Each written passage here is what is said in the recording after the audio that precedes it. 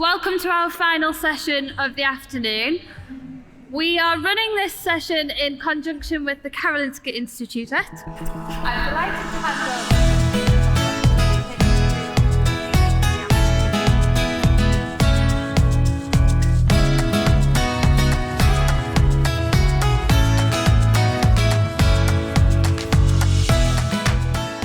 Hi, everybody, and welcome to another edition of the Papers Podcast. Today, we are coming to you live from ASME 2024. It is a beautiful day here in Warwick, and we are so happy to be able to come and visit everyone here.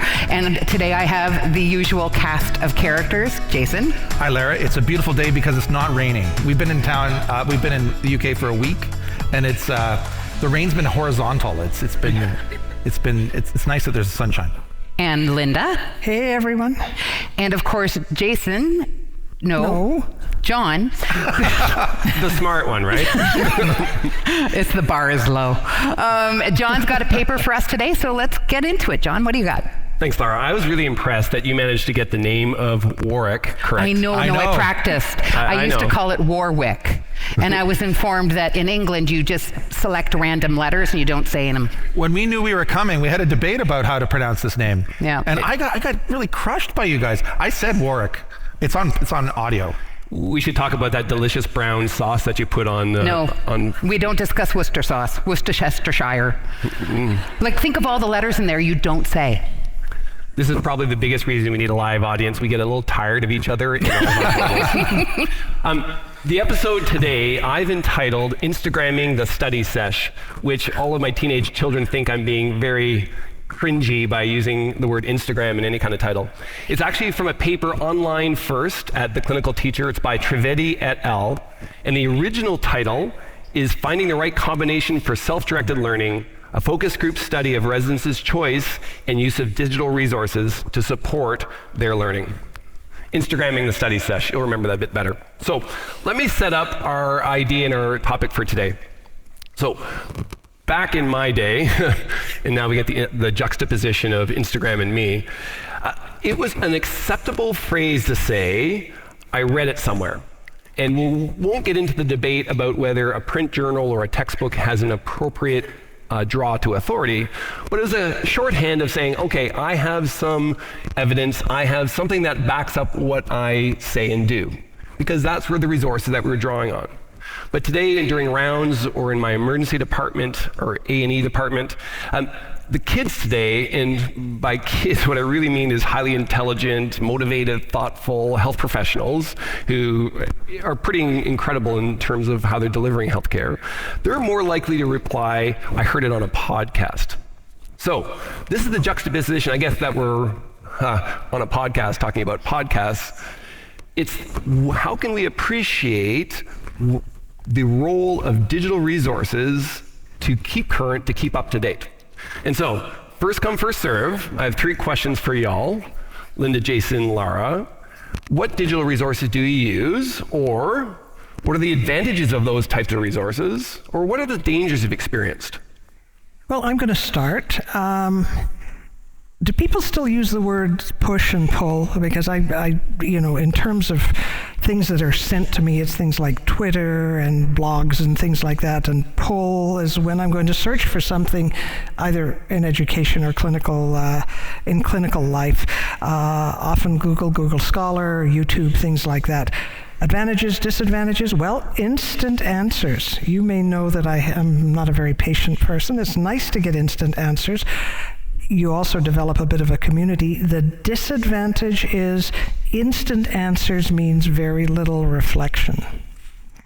I guess the other thing, it's a disadvantage and an advantage, is I get some pre-digested stuff. What's it called? Second order summaries. But again, that means probably very little reflection. All right, how many people in the audience have textbooks on their ward somewhere? Like a copy of Harrison's or something like that. And how many of those textbooks are actually history of medicine textbooks because they're so old? Yeah, you're living it. Same in my emergency department. There are textbooks that are in a certain area of the department, and I think people used to use them, which makes me concerned, because imagine how much time it would take to read a chapter of Harrison's. and then go see a patient. That doesn't happen anymore. So on shift, I use UpToDate. I will use Dr. Google, find a picture of something like a rash. Not yours, John. Which one?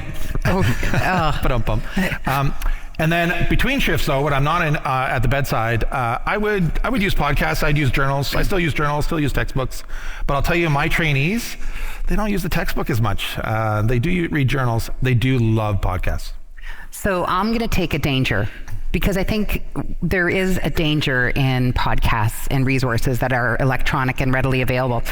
I know for this podcast, I spend a lot of time getting ready for our recordings and thinking about it and doing lit search and those sorts of things. And it takes a lot of time and it takes commitment. And for me, that's important, but this podcast is just one line on my CV. This is not something that I get a lot of institutional recognition for.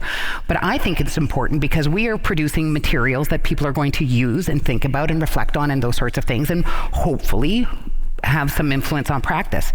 So preparing for this podcast is something I take very seriously. I think this is an important commitment that we make. But I don't think that's necessarily true of all of the materials that are publicly available right now for medical education in all its ways and formats. I've listened to as many of the podcasts as there are and the websites and all those sorts of things, and the quality is highly variable. Yes, there are some excellent resources, but there's some that are really not well researched, or the evidence they're presenting is sketch at best. And I think that's something that I think that's a danger. I think that we, as this paper will show us, we listen to these resources or we rely on them for a bunch of different reasons. And I worry that the ones that we select, quality, I think that's a concern. So I did some quick stats here. So it turns out that 1 in 4 of the paper's podcast hosts take this podcast seriously. So here's my take. I actually have a small program of research looking at how we can use digital resources, and some colleagues at McMaster University, where I am from, we've done some randomized control trials to see how you can incorporate podcast learning into your life. And it turns out you can drive through simulated towns without hitting anyone and without getting lost, and you can still learn. And so I think these digital resources start to fit into my life a little bit easier, because life as a health professional feels pretty intense right now. And trying to add one more thing in, I'm always looking for that hack. How can I be a bit more efficient and still maintain my currency as a health professional? So let's actually dive into what these authors are going to propose. I'm going to quote their purpose right from the authors. The aim of this study was to discover what factors drive residents' choice and use of digital resources outside of patient care hours. We sought to assess whether and to what extent the psychological needs defined by social determinant theory, and we'll get into that in a second, help explain the mechanisms that influence choice for a particular resource. So, these authors use a framework approach to analyze virtual focus groups. Framework analysis, if you're not familiar, I'm going to do it quick. I'm going to avoid the eye roll that you're going to see from Varpio. You won't be able to hear you actually might be able to hear this on the podcast. Wait. I bought a t-shirt for you. Of course you did. So for those of you who are new to the podcast, I have this tradition of wearing a sarcastic t-shirt to spice things up when we're recording. Today my t-shirt says, "Sarcastic comment loading, please wait." Okay, so here's a 30, maybe a minute primer on framework analysis. Framework analysis works inductively, like much of like a generic thematic analysis, a qualitative evaluation, moving from the data and trying to find meaning. But it also uses it in a deductive way, and they use a theory called self-determination theory, we'll talk about that in a second, to help give some sensitization, some themes, or some concepts as they build from the ground up their theory that it will support it from the top down. What's different about a framework analysis from, let's call it generic thematic analysis, is that they produce at the end a matrix that says, here's the themes that we derive from our codes, and here's how we can map it across the data. And then in that kind of visual, kind of matrix type of way, you can say, we see connections here, we see gaps here. And it gives another layer of analysis rather than trying to have your working memory hold all the themes, all the codes together. Eye roll? No, it was good. Oh, really? Yeah. Thank you, ChatGPT. No.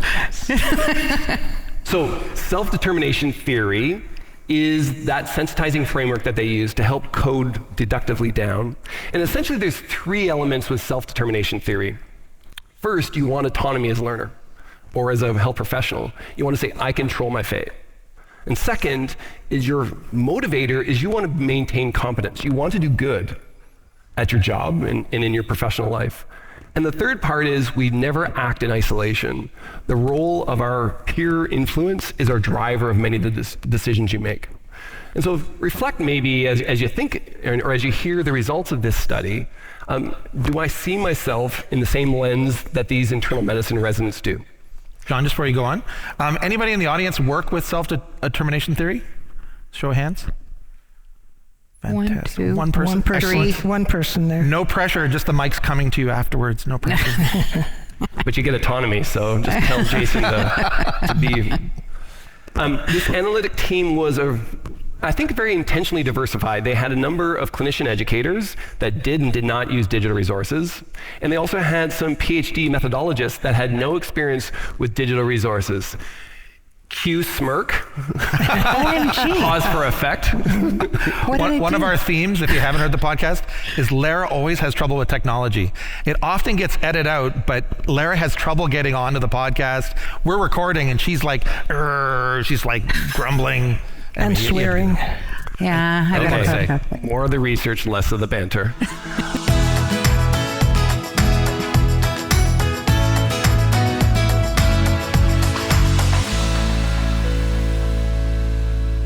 Each team member, there were 5, independently read and assigned some preliminary codes. They did a member check of their final analysis with the participants. And they actually went to 2 IRBs, which if you've ever gone to a research ethics board, you know the challenge, and then to double that work is significant. And what they ended up is we'll talk about in a second. So let me pause. I'll turn to Jason, Linda, Lara, and say, any questions or any concerns with her methodologies? Actually, no, I thought it was pretty straightforward. Focus groups, they nicely lay out that it's a constructivist stance. They have a nice reflexivity section. They do participant checking. I thought it was all pretty straightforward, actually. I did too. I was impressed that all members of the team did all the coding. That's a heck of a lot of work. And just to go back a little bit, at the beginning of the paper, they're talking about which resources, what combination, how to integrate, very sort of concrete things. But in fact, what I'm interested in is the why. And they do, just to preface it, they do in fact get to the why, which I think is the best part of this. So on the whole, I thought the paper was really well done. The methods, they're nice and tight. If anybody listening is interested in doing framework analysis or learning more about it, there's an AME guide, guide 164. And first author is Klingberg. And that's an introductory document that can help you learn about framework analysis. They told me their paradigmatic orientation, so they get a bonus mark from me.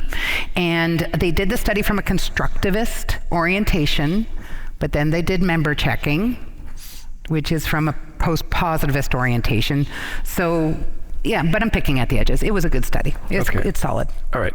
So far, we don't have to throw out the results because we want to hear what they're going to say because there's not a fatal flaw in the theory. Correct. And in the methodology. So what did they find? That's really what you want to say. Can I use this in my own continuing learning? Or is there things that I can understand about the trainees that I'm supervising that I might want to bring forward into my own educational practice? So they had 8 1-hour focus groups of 23 internal medicine residents at 2 very large residency programs in the US. And they identified a whole bunch of digital resources. None of them will be new or surprising to you, but I'll highlight the 3 that had the highest frequency count, which were digital textbooks, podcasts, yay us, and Twitter or X, or if it's even there, because that seems like a dumpster fire that continues to burn. The part that I think adds value to our conversation today is their figure, where they put together the influences as to how you choose and what resources you use to maintain currency. And so if you are going to go to the paperspodcast.com website, cue infomercial right now. You'll have a link to our abstract, which will also have a reproduction of this figure. And I think that's where the real win for this paper is. So let me walk you through 3 big areas that they find. The first is that there is a trigger for the learner to say, uh-oh, I need to learn. And the triggers fall under these categories. This is relevant for the patient care that I have before me. My peers are talking about it. There's a gap and I don't want to be excluded from the conversation. Or I know I'm rotating to a different service or to a different clinical rotation, and I anticipate the type of information that's going to be fundamental on that practice. All right, I can see that.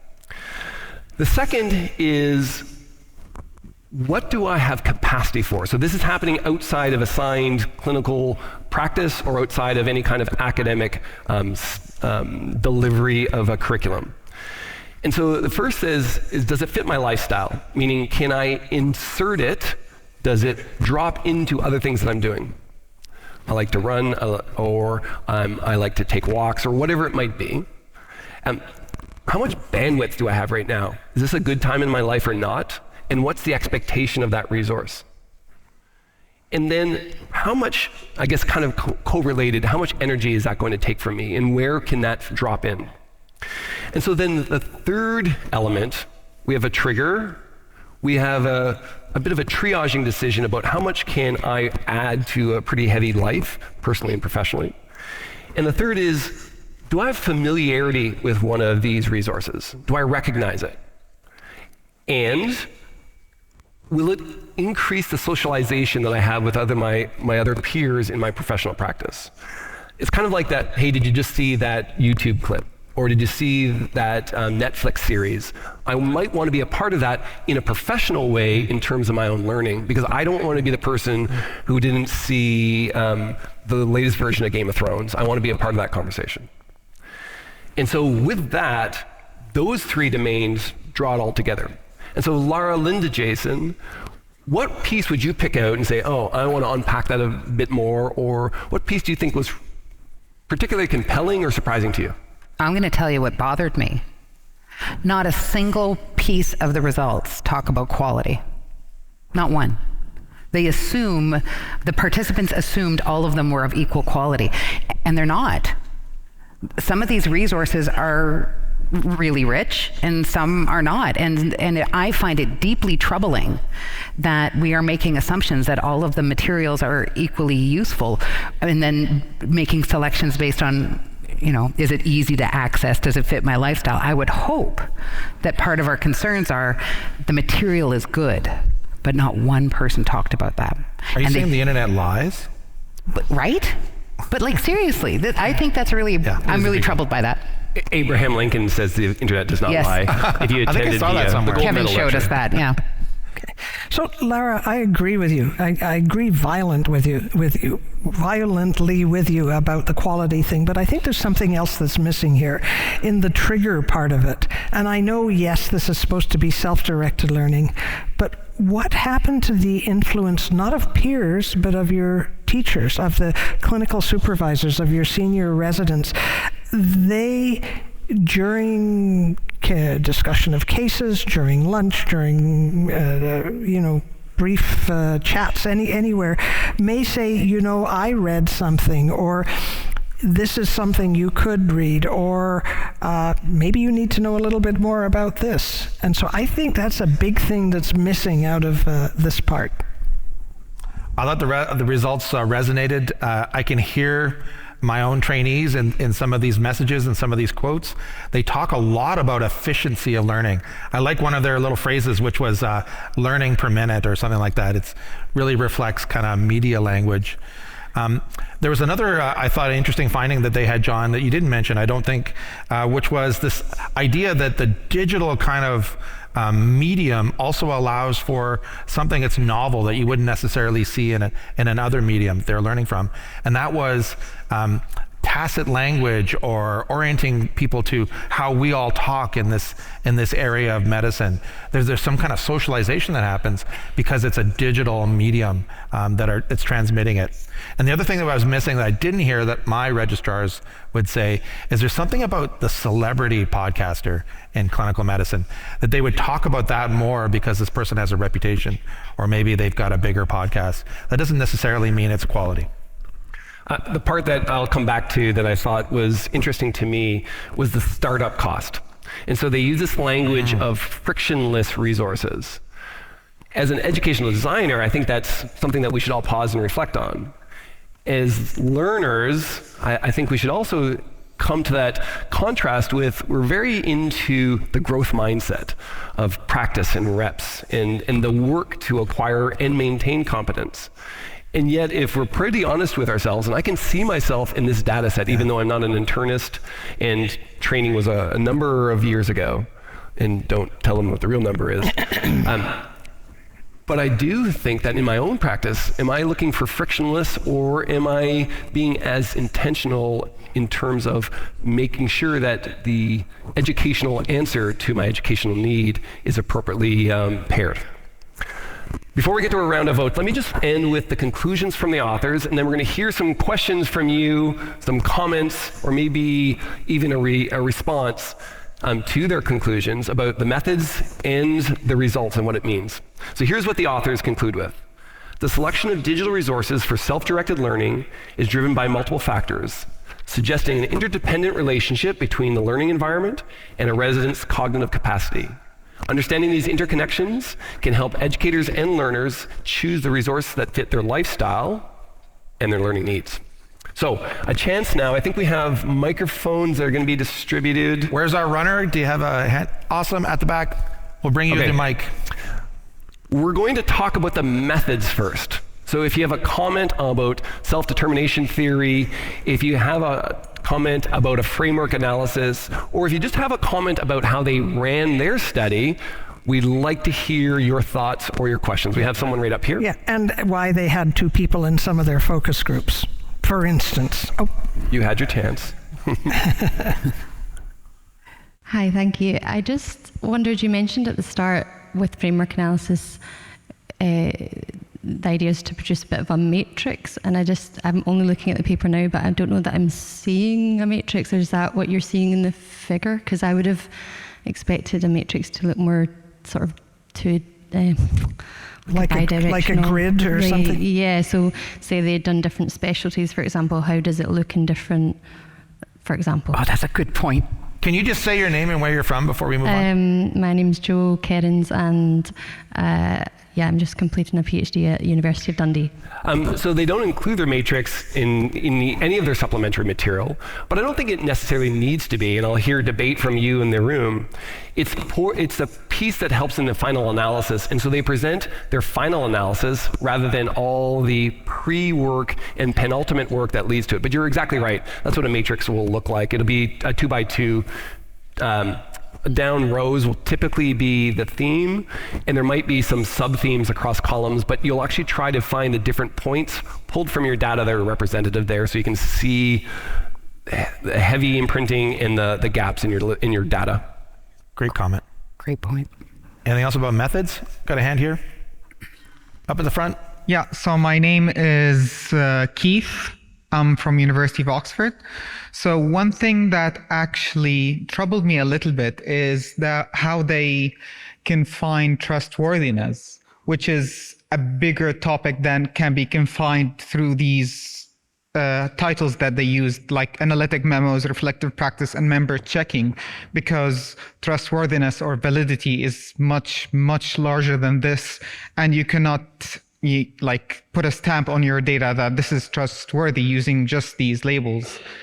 So I would have liked the authors to expand much more than that and back up for example, their findings using other things like, for example, discussing their insider-outsider perspective, talking about the transferability of the data, the effective context, and maybe some using, other than the conventional techniques to validate our data, because I don't think trustworthiness can be confined using these labels. That's my one comment. This speaks to Lara's comment before about mixed stances. So trustworthiness is a really interesting point that you bring up, and I really want to thank you for that, because trustworthiness means different things in our different paradigmatic orientations, right? So trustworthiness in a post-positivist orientation leans heavily on objectivist ways of thinking, whereas trustworthiness in a paradigm like constructivism, we're looking for more clarity, transparency. Can I see how your EDIC or EMIC orientation influence the data? Completely agree with you that it's a really important consideration. Given the kinds of work that they've done, and given word limit, I can understand why we are not getting perhaps as rich a description as we might be looking for. But I don't have a cause for pause on their data and their methods and such, largely because I think they are transparent about their reflexivity, about who they are and how they're coming at it, what their orientations are. But I would love to sit down and chat later about this, and maybe this is something we should do a methods consult on, because it's really highly variable. It's a term that we use in many of our paradigms, and it doesn't mean the same thing when it goes for a walk. So thank you for that. Okay. So maybe we'll move on.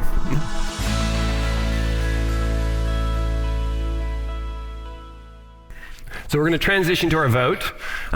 If you are familiar with the excellent scale we have at the Papers podcast, highly validated scale. You're going to be very excited. Very trustworthy. 1 is, this is fatally flawed. 5 is, this is exemplary. You should template off of this methods. We're going to vote only for methods. In a second, we're going to talk about educational impact. So on the count of 3, everybody's going to put up their hand and show us by a show of fingers. 1, choose your one finger appropriately, and 5, or some variation in between. Lara is going to have a small seizure on stage because Lara doesn't like numbers or to play along at home. Okay, on the count of 3, hosts included. Oh, included. Or do we want to do it a bit separately? No, I don't care. We'll do it in sequence. We'll do it. Okay. So on the scale of 1 to 5, 1, 2, 3. What say you? For methods. Methods only. 2, 3, Lots 4s. Lots of 3s and 4s. You're so generous. 3s and 4s mainly. Wow. Okay. Wow. What was in the coffee? Hardly any 5s. Jason, Lara, Linda, what do you say in terms of yours? I actually think, the methods were good. They're 4. Okay, they're not that good. I'm going to give it, it gets my paradigmatic extra mark. So I'm going to give it 3 unicorns plus 1 for the paradigmatic orientation. So that's 4 unicorns. There you go. See? I have no idea how to deal with categorical data. Or ordinal data, I guess it really is what we should say. So I think it's a 4. I'm following you, Lara, and giving an extra little bit for paradigm.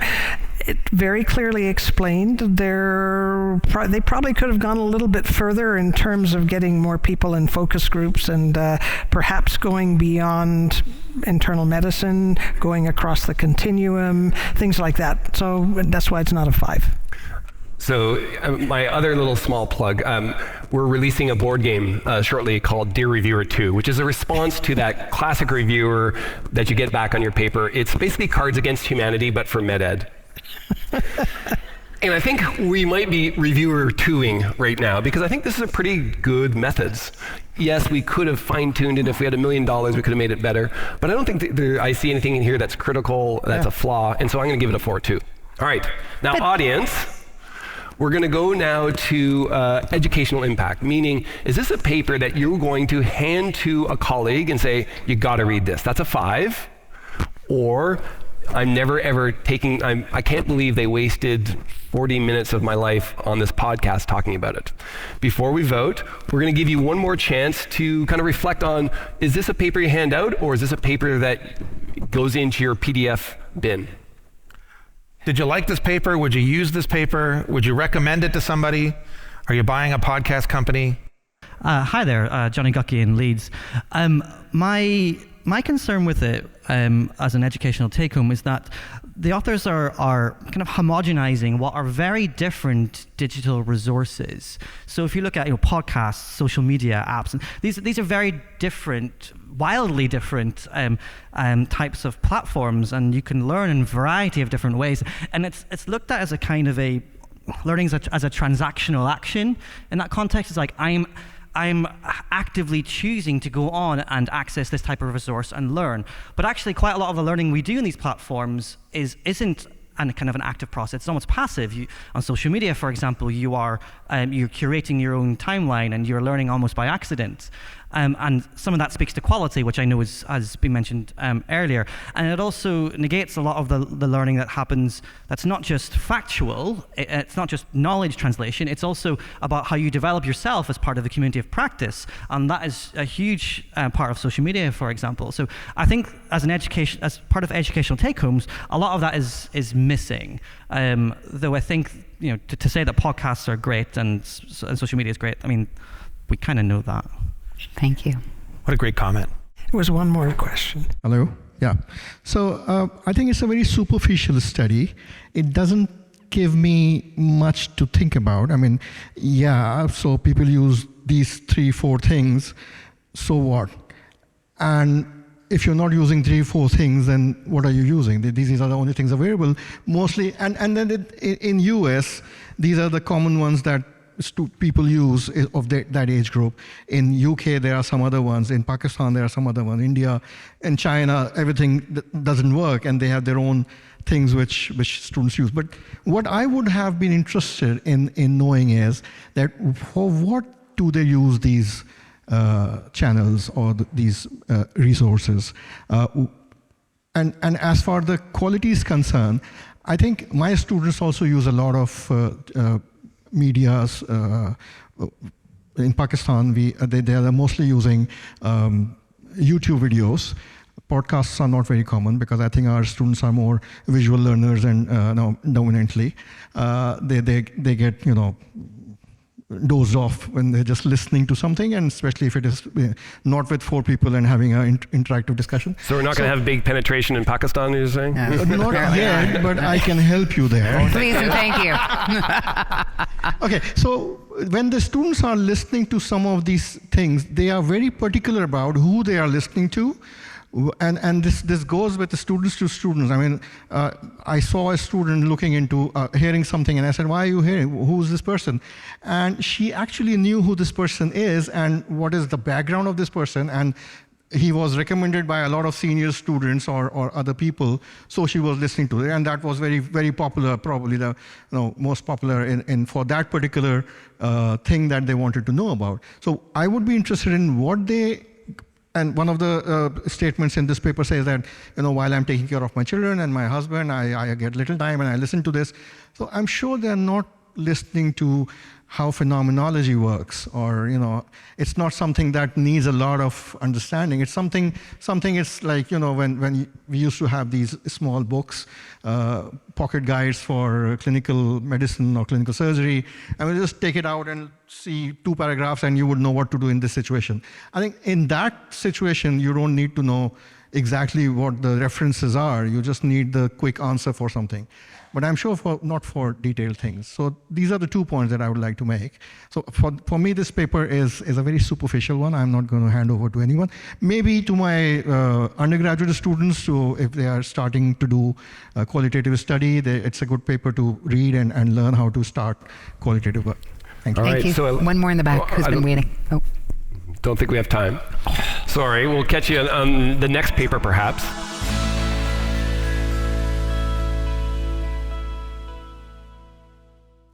So we hear a bit of a dichotomization of the audience. Now let's see how we vote. Again, 5 is I am going to say this is a must-read, hand to a colleague, and 1 is it's into the bin. So on count of 3, 1, 2, 3. Twos. Wow. A tough crowd. Occasional 2, 3, 4, and a couple of 5s. Lots of 2s. Okay, let's see if Tough crowd. And we'll go reverse order, Linda, Lara, Jason, and we'll see, what do you think? Are you in agreement with the crowd, or are you going to be an outlier? I'm not an outlier because I'm a 3 in this case. You're not a liar. No, Okay. I'm not that either. I didn't learn all that much that was new out of this from the self-directed learning literature. Interesting triggers, and I think they missed some triggers, and I got irritated with I think they said it twice in the paper, so we should coach reflection. Okay. I'm going to give it a 2.5. At least it's a number. You're welcome. Why? Because I agree that it's it's not like there's a lot in here that it's going to enable me to do a lot of different things or those sorts of things. But I think that it's really like if this doesn't give you cause for pause, that the quality of the materials our learners are relying on are like not part of the conversation, that should make you worried. That's why this is a good paper. This is an important paper. I just want to pitch to you that maybe we missed something. It could have been John's presentation. I'm not sure why. When I first read this, I thought, oh, this is pretty light. It's superficial, kind of telling me stuff I already knew. But the more I got into it, the more I realized that this paper is the death of journals. Oh, fact. This paper is the death of journals because it's all about the next generation saying, I want efficiency. I want learning per minute. And what's the future? The future is YouTube medicine. This is coming. You know this is coming, right? It's going to be this free open access, YouTube curated, AI generated, multi-language, and I don't know what's going to happen to the future of med schools and journals. I know what's going to happen. But this paper is really important. Kevin Eva's in the room. He just had a heart attack. Kevin Eva's at the back. He's not even twitching yet. So I'll just say it again. This paper, this is you have more a good important than you think. It's a good point. Thank you very much. So I chose this paper because I think it's really important that we hear the message. It may be one that's intuitive once we hear this message, but let's for a moment realize a couple things.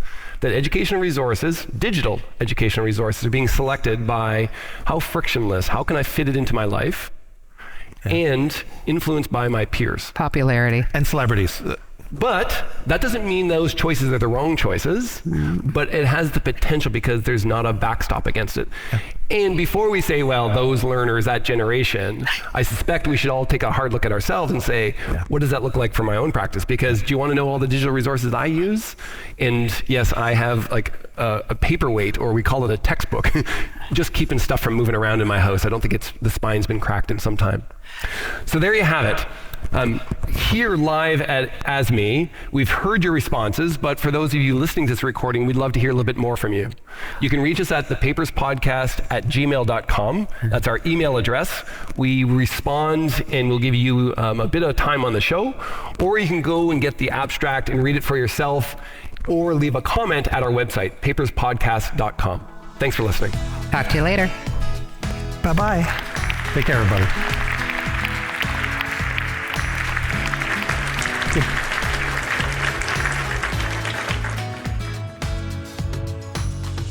You've been listening to the Papers Podcast. We hope we made you just slightly smarter. The podcast is a production of the Unit for Teaching and Learning at the Karolinska Institutet. The executive producer today was my friend Teresa Sörö. The technical producer today was Samuel Lundberg. You can learn more about the Papers Podcast and contact us at www.thepaperspodcast.com. Thank you for listening, everybody, and thank you for all you do. Take care.